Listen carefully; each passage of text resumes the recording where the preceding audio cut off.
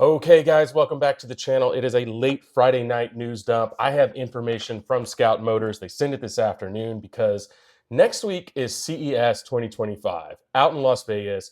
We're going to be on hand because Scout is going to be on hand. And prior to the show, they actually sent out 3 pieces of information that I'm going to share with you today.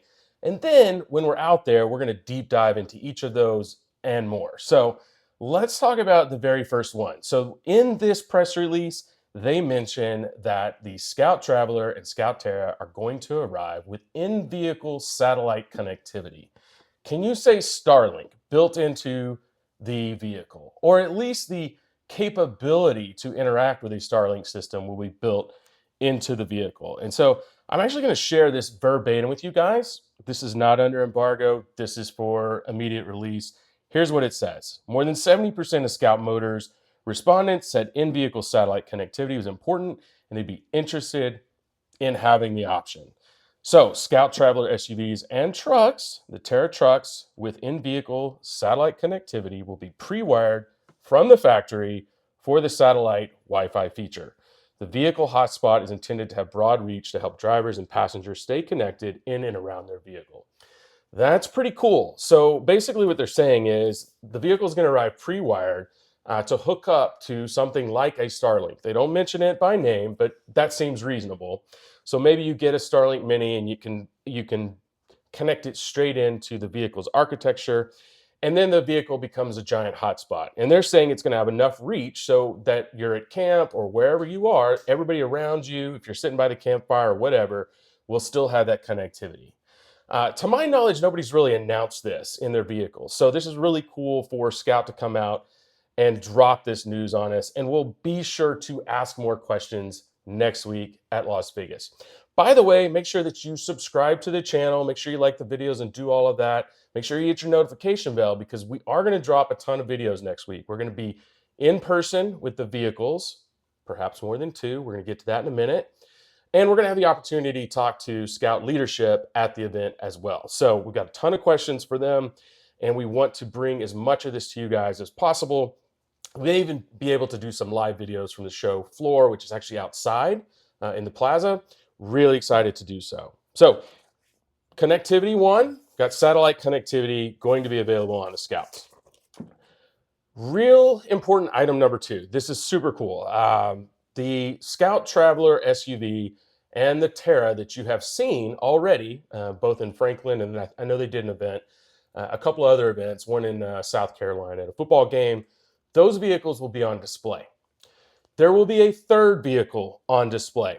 There will be a Scout Traveler SUV with the Harvester option on display, and then a ton of off-grid and accessories on this vehicle. Accessories that you will be able to spec out and buy with your vehicle. So things like a roof rack with integrated lighting. They specifically mention a mount for a satellite system on the roof rack.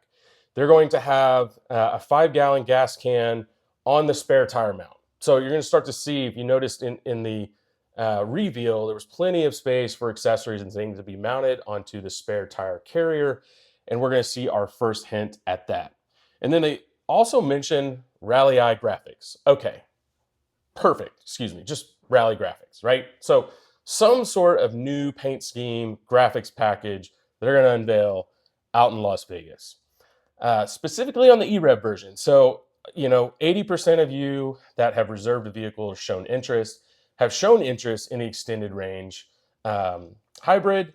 And that's no surprise to us. We've talked several times on this channel about how important that is for adventurers, people who want to get off grid, do overlanding, do adventure travel, that you have an extended range option. So it shouldn't be a surprise that they're bringing that option to Las Vegas with these accessories. I cannot wait to see what else we learn about the Harvester model. So are they going to tell us a little bit more about the powertrain? Are we going to get a little bit more insight into the range breakdown between pure EV and gasoline operation? They haven't changed their story at all on the total range of around 500 miles for that, but we're certainly going to ask those questions. And if you guys have questions, please drop them down in the comments below. Make sure you do that because we're we're already collecting things from forums, and we're collecting things from our Twitter account, and we're collecting things from previous videos to make sure that we ask the right questions for you all. Okay, so that's the second big piece of news, is that we're going to have a third vehicle to take a look at. Hopefully we'll get maybe even some more accessories on that, more than just what I described previously. Maybe it shows up with a detachable steel bumper and a winch, or a grill guard, or we get more of a look at rock rails. Is there something along those lines, and under body cladding? We don't know, but hopefully we get to see more of that. The third big piece of news from Scout Motors is they are going to do a deep dive into the user experience. So big focus on the center stack and the driver's display, the dash. Okay, so we're going to get a whole lot more information out of them on how this is going to work. And in the press release, they spend a ton of talking points talking about the interaction between the touchscreen and the manual controls. Okay, the tactile buttons and dials, and how the interaction is going to be seamless, and it's going to cover those most used functions that somebody who's operating the vehicle or sitting in the passenger side would want to do. So, I'm imagining something like, let's say you've got Google Maps or Onyx Off-Road pulled up. Well, wouldn't it be great if the passenger can reach over, and that tune button in off-road navigation mode lets you zoom in and zoom out with a right or a left-hand turn of the dial, instead of reaching over as you're going down the trail and trying to hit a button. And we all know that's pretty tough. Like, we were just out in Sedona on trail last weekend. Using the touchscreen in a Jeep while you're bouncing up and down on the trail is not fun, right? So there are plenty of buttons in a Jeep these days, or even a Bronco, to operate climate control and radio and all that. But when it comes down to navigation, it's still tough. So what I'm hoping to see is that Scout has started to think through these problems and provide solutions through the mix of the screen, being able to touch things, when it's nice and smooth, or be able to use the dials and the buttons when it's not. And that's what the press release keeps talking about, right? It says physical and digital controls working in harmony, helping drivers stay focused on the road while maintaining control of key features. And they also spend a lot of time just talking about the overall UX, that it's connected, that it's going to redefine, the experience inside the car, not just for the driver, like I said, the passengers. Warm and approachable, innovative and modern, offering everything drivers need without overwhelming their experience.